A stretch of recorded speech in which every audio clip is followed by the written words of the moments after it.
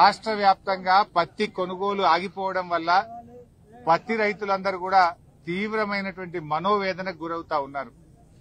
ఈ రోజు రాష్ట్రంలో 50 లక్షల ఎకరాల్లో పత్తి సాగు జరుగుతా ఉంది.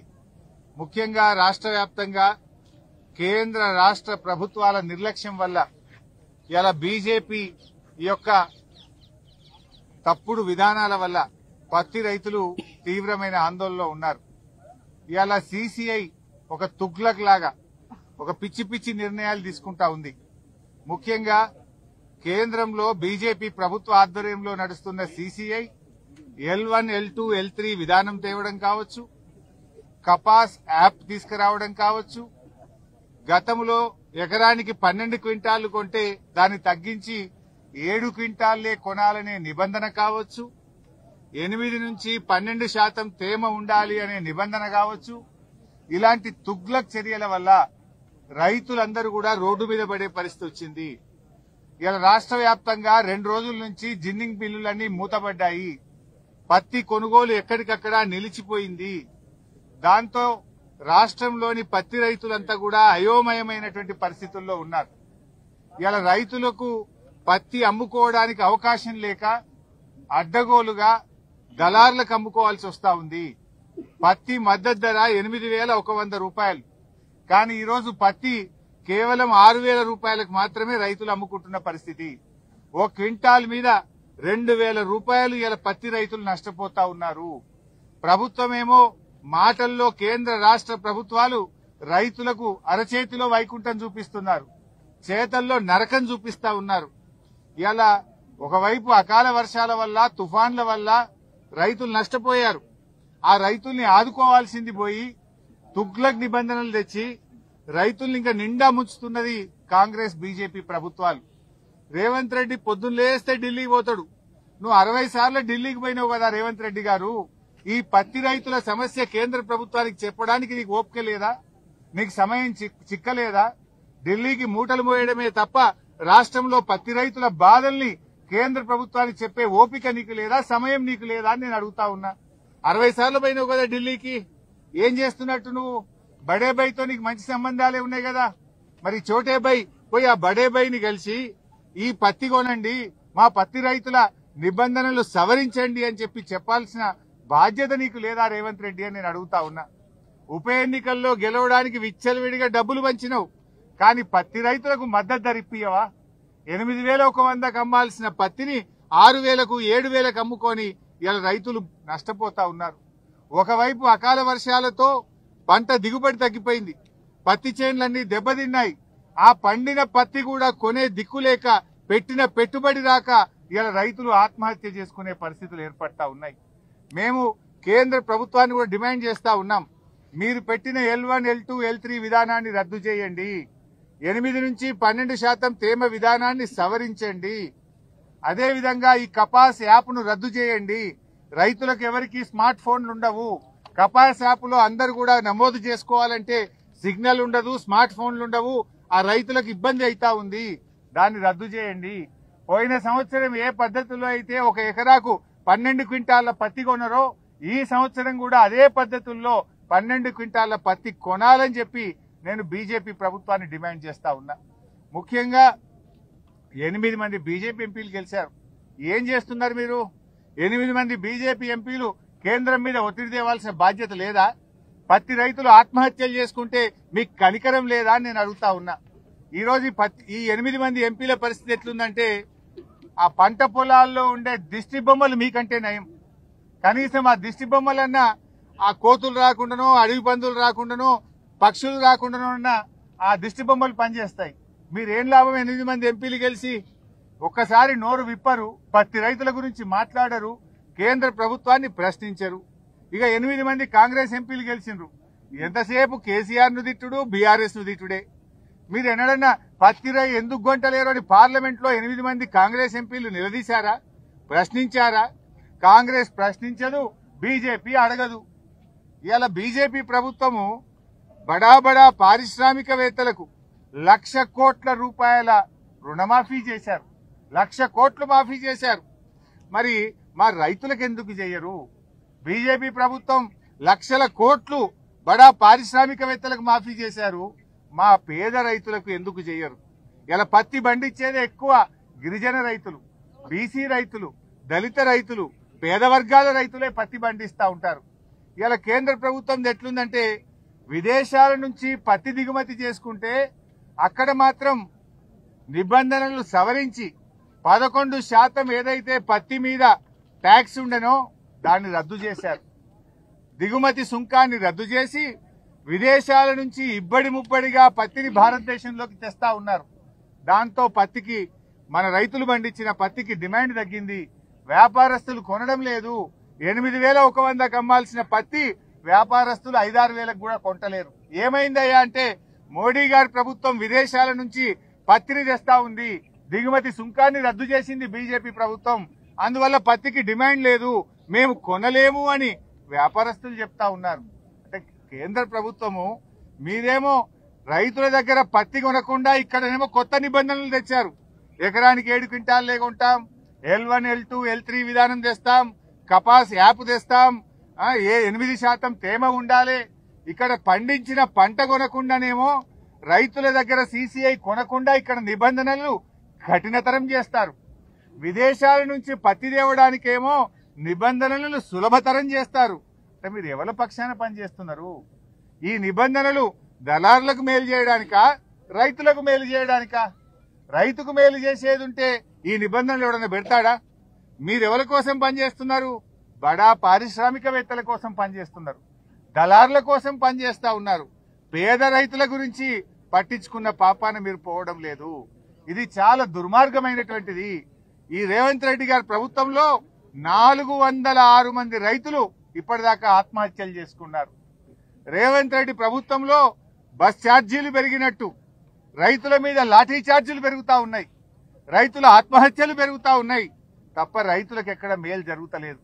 ఇంకా రేవంత్ రెడ్డి గారు అంటున్నారు ఏడాది పాటు ఉత్సవాలు జరుపుతాడు. ఇప్పుడు 2 ఏళ్లు నిండింది, నేను బ్రహ్మాండంగా, నా పాలన అద్భుతంగా ఉంది, 2 ఏళ్ల పాలన మీద విజయోత్సవాలు జరుపుతాడు రేవంత్ రెడ్డి గారు. దేనికోసం జరుపుతావు నాయన? పత్తి కొనందుకు, మక్కలు కొనందుకు, ధాన్యం ఖరాబ్ అయినందుకు, బోనస్ లో కోత పెట్టినందుకు, రైతు బంధులో కోత పెట్టినందుకు, మక్కలకు పైసలు ఇయ్యనందుకు రైతు వారోత్సవాలు జరుపుతావా?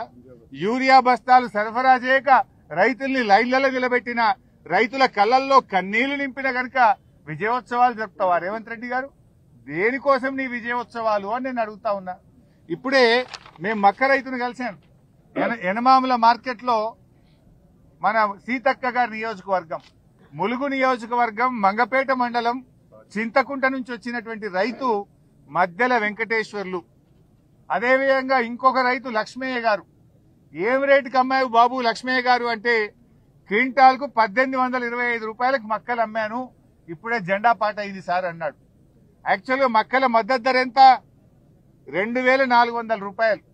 మరి ఇలా వెంకటేశ్వర్లు, లక్ష్మయ్య గారు ఎంత నష్టపోయారు? ఒక క్వింటాల్కు 575 రూపాయలు నష్టపోతా ఉన్నారు. రాష్ట్ర ప్రభుత్వం కొనుగోలు చేయకపోవడం వల్ల ఓ క్వింటాల్ మీద 575 రూపాయలు నష్టపోయారు. ఆ రైతులు ఇద్దరు అన్నదమ్ములు, వాళ్ళిద్దరు కలిసి 137 బస్తాల మక్కలు తెచ్చారు ఆదివాసీలు. ఆ 137 బస్తాల మక్కలంటే దాదాపు 40,000 రూపాయలు ఆ రైతులు నష్టపోయారు.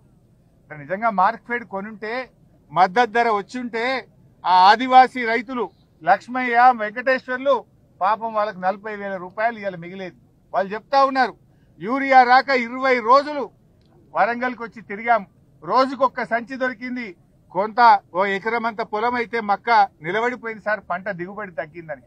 యూరియా ఇయ్యక అట్లా సాగుకొడుతుంది, ప్రకృతి కరుణించక అట్లా ఇబ్బంది అయ్యే, మార్కెట్లకు వస్తే ధర రాక ఇట్లా ఇబ్బంది. కాబట్టి ఇంతకంటే దుర్మార్గం ఏముంటది? నువ్వు ఏం చేస్తున్నావు? జూబ్లీ హిల్స్ ప్యాలెస్ లో కూర్చొని నువ్వు ఊహా లోకంలో విహరించడమేనా? కలెక్షన్ల మీద, నీ కలెక్షన్ల మీద రివ్యూ చేయడమే గాని రైతుల పంటలు ఎట్లా అమ్ముతున్నాయో రివ్యూ చేసే బాధ్యత రేవంత్ రెడ్డి గారికి లేదా అని నేను అడుగుతా ఉన్నా. ఇలా మధ్యల వెంకటేశ్వర్లకు, లక్ష్మయ్యకు మీరు ఇచ్చే సమాధానం ఏంది? ఆ రైతు పరిస్థితి ఏంది? అక్కడ మార్కెట్ అధికారులుంటే అడిగాను, ఎన్ని మక్కలు కొన్నారా ఇప్పటిదాకా వరంగల్ ఎనమాముల మార్కెట్ లో అంటే 3,400 క్వింటాలు మాత్రమే కొన్నారట. పోనీ ఎవరికన్నా ఒక పైసా ఇచ్చారా అని అడిగిన. ఇప్పటిదాకా మక్కలు కొన్న రైతులకు రాష్ట్ర ప్రభుత్వం ఒక్క రూపాయి విడుదల చేయలేదు సార్, అందువల్ల మేము రైతులకు ఇయ్యలేదు సార్ అంటున్నాడు మార్క్ఫెడ్ అధికారులు. మాటలు ఎట్లుంటాయి రేవంత్ రెడ్డి గారి? వడ్లు కొన్నా మక్కలు కొన్నా 24 గంటల్లో రైతుల అకౌంట్లలో డబ్బులు జమ చేస్తామన్నారు. మక్కలు కొనబట్టి నెల రోజులాయే, ఏ ఒక్క రైతుకు ఇవాళ ఒక్క రూపాయి కూడా డబ్బులు ఇయ్యలేదు. నువ్వు డబ్బులు ఇస్తలేవు కనుకనే దళారులకు 500 600 తక్కువకు ఇవాళ మక్కలు అమ్ముకునే పరిస్థితి వచ్చింది. అంటే నీ మాటలు ఎక్కువ, చేతలు తక్కువ. మక్కలు కొనవైతివి, పత్తి కొనరైతివి, మరి వడ్లు చూస్తే అవి కూడా సరిగా కొనే పరిస్థితి లేదు. 85 లక్షల మెట్రిక్ టన్నుల వడ్లు కొంటామన్నారు. ఇప్పటిదాకా ఈ రాష్ట్రంలో కొన్నది అంతా 10 లక్షలు కూడా కాలేదు. ఇలా బోనస్ బోగస్ అయిపోయింది. పోయిన యాసంగి బోనస్ ఎప్పుడు ఇస్తారు రేవంత్ రెడ్డి గారు అని నేను అడుగుతా ఉన్నా. పోయిన యాసంగిలో రైతులకు రావాల్సిన 1100 కోట్ల రూపాయల బోనస్ ను వెంటనే విడుదల చేయాలని బీఆర్ఎస్ పార్టీ పక్షాన్ని డిమాండ్ చేస్తా ఉన్నాం. రైతులకు ఈ సంవత్సరంగా ఉన్న వడ్లకు కూడా 1400 కోట్ల రూపాయలు బకాయి పడ్డారు. కొన్నది పిసరంతనే, ఆ కొన్నదానికి కూడా పేమెంట్ అయితలేదు. అంటే మీ ఉద్దేశం ఏంది? మక్క రైతులకు డబ్బులు ఇయ్యరు, వడ్ల రైతులకు డబ్బులు ఇయ్యరు, పత్తి కొనరు. అంటే రైతులందరూ ఆగం కావాలనా? పంటలు కొనకుండా ఉండడమే మీ సూత్రమా అని అడుగుతా ఉన్నా. పంటలు కొనాలంటే వెంటనే డబ్బులు ఇవ్వాలి కదా, ఎందుకు ఇవ్వడం లేదు అని నేను అడుగుతా ఉన్నా. ఇలా కాటన్ 27 లక్షల క్వింటాల పత్తి కొంటామని చెప్పారు. ఇప్పటిదాకా కొన్నదెంత? 1,00,000 క్వింటాలు కూడా కొనలే. అంటే మీ ఉద్దేశం ఏంది? మీరు కొనకుంటే తక్కువ ధరకు దళారులకు అమ్ముకోవాలి, దళారులు బాగుపడాలి, రైతులు మునగాలనా మీ ప్రయత్నం? వ్యవసాయ మంత్రి గారు ఢిల్లీకి ఉత్తరం రాస్తాడు, చేతులు దులుపుకుంటాడు. పోండి, మీ 8 మంది ఎంపీలు తీసుకొని ఢిల్లీ పోండి. ముఖ్యమంత్రి గారు ఢిల్లీ పోండి. రైతుల కంటే ముఖ్యమైనది ఏంటిది మీకు అని నేను అడుగుతా ఉన్నా. యూరియా దొరకలేదంటే ఉత్తరం రాసినాం ఢిల్లీకి అంటారు. పత్తి రైతులు పత్తి కొంటలేరు అంటే ఢిల్లీకి ఉత్తరం రాసినాం అంటారు. ఉత్తరం రాయడానికేనా మీరున్నది? రైతుల్ని ఆదుకోవడానికా, ఉత్తరాలు రాసి చేతులు దులుపుకోవడానికా అని మేము అడుగుతా ఉన్నాం. ఈరోజు ఇప్పటికైనా కేంద్ర ప్రభుత్వం ముందుకు రావాలి. ఈ రాష్ట్రం నుంచి ఉన్న 2 కేంద్ర మంత్రులు, 8 మంది ఎంపీలు, మరి ఇద్దరు కలిసి మరి దయచేసి ఈ పత్తి రైతుల సమస్యలు పరిష్కరించండి. ఇవాళ రేవంత్ రెడ్డి గారు బడే బాయి దగ్గర ఉన్న నీ పరపతిని ఉపయోగించి వెళ్లి ఈ నిబంధనలు సవరించండి. వెంటనే తేమ శాతాన్ని సడలించి కపాస్ నిబంధనలు ఎత్తివేసి 7 క్వింటాల నిబంధన ఎత్తివేసి వెంటనే పత్తి కొనుగోలు చేసే విధంగా ఆదేశాలు ఇవ్వాలని చెప్పి కూడా మేము కోరుతా ఉన్నాం. ఇవాళ తెలంగాణ రైజింగ్ అంటాడు రేవంత్ రెడ్డి గారు. ఏం రైజింగ్ అయింది నాయన? రైతుల ఆత్మహత్యల్లో రైజింగ్ అయింది, రైతులను కష్టాలు పెట్టడంలో రైజింగ్ అయింది. ఇలా మొత్తం పంటలన్నీ కూడా ఇలా చాలా నీళ్ల పాలైపోయినాయి. దాదాపు మేధా తుఫాన్ వచ్చి 2 లక్షల ఎకరాల్లో పంటలు దెబ్బతిన్నాయి. రేవంత్ రెడ్డి పర్యటించిండు వరంగల్ జిల్లాలో. ఏం చెప్పిండు? ఎకరానికి 10,000 ఇస్తా అన్నాడు. ఒక్క రూపాయన్ని ఇచ్చినాం ఇప్పటికీ? రాష్ట్ర వ్యాప్తంగా మేధా తుఫాన్లో గాని ఇతర తుఫాన్లలో గాని అకాల వర్షాల్లో దెబ్బతిన్న పంటలకు ఒక్క రూపాయి కూడా రేవంత్ రెడ్డి ప్రభుత్వం విడుదల చేయలేదు. ఆనాడు ఎన్నికల మేనిఫెస్టోలో వరంగల్ డిక్లరేషన్ లో ఏం చెప్పారు? మేము పంటల బీమా తెస్తామన్నారు. 2 ఏళ్లైంది, ఏమైంది నీ పంటల బీమా? పంటల బీమా వచ్చింటే ఇవాళ అకాల వర్షాల్లో నష్టపోయిన రైతులకు పంట పండిన దాంతో సమానంగా ఇన్సూరెన్స్ డబ్బులు వచ్చేది కదా. పంటల బీమా అని మోసం చేస్తేవి, ఇస్తానన్న 10,000 కూడా ఇయ్యకపోతివి, బోనస్ ఎగ్గొడితివి, రైతు బంధు 2 పంటలకు ఎగ్గొడితివి, రుణమాఫీ సగం మంది రైతులకు కూడా చేయకపోతివి. అంతా ఆగమాగం, సగం సగమే. ఏది పురాగా కొనేలింది లేదు. మాటలు ఘనం, చేతలు శూన్యం. సో ఇప్పటికైనా కేంద్ర రాష్ట్ర ప్రభుత్వాలు మేల్కొనాలి, పత్తి రైతులను ఆదుకోవాలి, మక్కలు పూర్తి స్థాయిలో కొనుగోలు చేయాలి, మక్క రైతులకు వెంటనే నిధులు విడుదల చేయాలని చెప్పి కూడా కోరుతా ఉన్నాం. అదేవిధంగా ఇలా అన్ని సమస్యలే, కరెంటు నుంచి కాంటా దాకా అన్ని సమస్యలే. కరెంటు లో వోల్టేజ్ వల్ల మోటార్లు గాలిపోతా ఉన్నాయి. కాంటాకు వస్తే ప్రభుత్వ కొనుగోలు కేంద్రాలు తెరిచినా కొనక దళారుల పాలైతా ఉంది ధాన్యం. రైతులు నష్టపోతున్నటువంటి పరిస్థితి ఉంది. ఎరువులు అందవు, విత్తనాలు అందవు, కరెంటు సరిగా రాదు, రైతు బంధు రాదు, రుణమాఫీ జరగదు, బోనస్ ఎగబెడతావు, పంటల బీమా లేదు. ఇంతే కదా రేవంత్ రెడ్డి? నీ వరంగల్ డిక్లరేషన్ లో చెప్పిన దాంట్లో ఏ ఒక్కటన్నా అమలు చేసినవా? రాహుల్ గాంధీని వరంగల్ కు తెచ్చి మేము రైతుల కోసం డిక్లరేషన్ చేస్తున్నా అని రైతులకు మాయమాటలు చెప్పి ఓట్లేసుకుంటేవి. కనీసం ఒక్కటన్నా వరంగల్లో చెప్పిన దాంట్లో నీ 2 ఏళ్ల పాలనలో అమలైందా అని చెప్పి నేను ఈరోజు అడుగుతా ఉన్నా. రైతుల మీదనేమో ఇలా బీజేపీ ప్రభుత్వం రైతుల మీద ఆంక్షలు పెడుతుంది, మరోవైపు దిగుమతి సుంకాలు ఎత్తివేస్తారు. ఎవరి కోసం దిగుమతి సుంకాలు ఎత్తివేస్తున్నారు? పత్తి రైతులకు దిగుమతి సుంకం ఎత్తివేశారు. పామాయిల్ దిగుమతి మీద కూడా మీరు దిగుమతి సుంకం ఎత్తేశారు. మీరు పత్తి దిగుమతిలో పామాయిల్ దిగుమతికి సుంకాలు ఎత్తివేసి కార్పొరేట్లకు లాభం చేస్తున్నారు, రైతుల మెడకు ఉరితాడు పెడుతున్నారు. పామాయిల్ మీద దిగుమతి సుంకం తగ్గించకపోతే మా పామాయిల్ రైతులకు క్వింటాల్కు టన్నుకు 22,000 రూపాయలు వస్తుండే. పత్తి మీద 11% దిగుమతి సుంకం మీరు తగ్గించకపోతే ఓపెన్ మార్కెట్ లో 8,000 9,000 పత్తి అమ్ముతుండే. మీరు ఇలా కార్పొరేట్లకు బడా కంపెనీలకు లాభం చేస్తూ రైతుల్ని ఆగం చేస్తున్నది బీజేపీ ప్రభుత్వం. రైతు సోదరులు కూడా ఆలోచించాలి. గోధుమలకు మద్దతు ధర పెంచారు, వడ్లకు మాత్రం ధర పెంచలేరు. మొదలు బీజేపీ రాకముందు వడ్లకు అదేవిధంగా గోధుమలకు 1400 సమానమైన మద్దతు ధర ఉండే. కానీ బీజేపీ వచ్చినాక గోధుమలకు 300 ఎక్కువైంది, వడ్లకు మాత్రం 300 తక్కువైంది. అంటే మరి బీజేపీ ఉత్తర భారతదేశంలో వండే గోధుమలకు ఒక నీతి ఉంటది, మా తెలంగాణలో మా దక్షిణ భారతదేశంలో వండే వడ్లకు ఒక నీతి ఉంటుందా? ఇదెక్కడి న్యాయం అని కూడా నేను అడుగుతా ఉన్నా. దయచేసి రైతు సోదరులు గమనించాలి. ఇలా రైతుల కోసం ఒకే ఒక్క నాయకుడు కేసీఆర్, ఒకే ఒక్క పార్టీ బీఆర్ఎస్ పార్టీ. దేశంలో రైతు బంధు తెచ్చింది బీఆర్ఎస్, మన నాయకుడు కేసీఆర్. మొట్టమొదటిసారిగా రైతు బీమా తెచ్చింది ఇలా కేసీఆర్ గారి ప్రభుత్వం.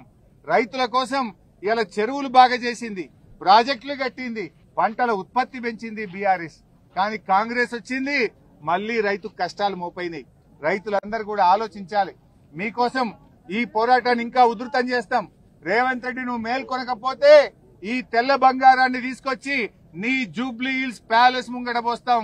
రైతులతో నీ జూబ్లీ హిల్స్ ప్యాలెస్ ను ముట్టడిస్తామని చెప్పి నేను హెచ్చరిస్తా ఉన్నా. ఇప్పటికైనా మేల్కో. ఢిల్లీ పోయి ప్రధానమంత్రిని కలుస్తావా? బడేబాయిని ఒప్పించి ఈ నిబంధనలు సవరించు, పత్తి కొనే విధంగా చేయాలని చెప్పి మేము డిమాండ్ చేస్తున్నాం. ఇంకా మీరు మేల్కొనకపోతే రైతుల పక్షాన బీఆర్ఎస్ పార్టీ ఉద్యమాన్ని ఉధృతం చేస్తుందని చెప్పి కూడా ఈ సందర్భంగా రేవంత్ రెడ్డి ప్రభుత్వాన్ని హెచ్చరిస్తా ఉన్నాం. మా వరంగల్లో వరదలు వచ్చినప్పుడు దాదాపు 20,000 ఇండ్లు మునిగిపోయినాయి.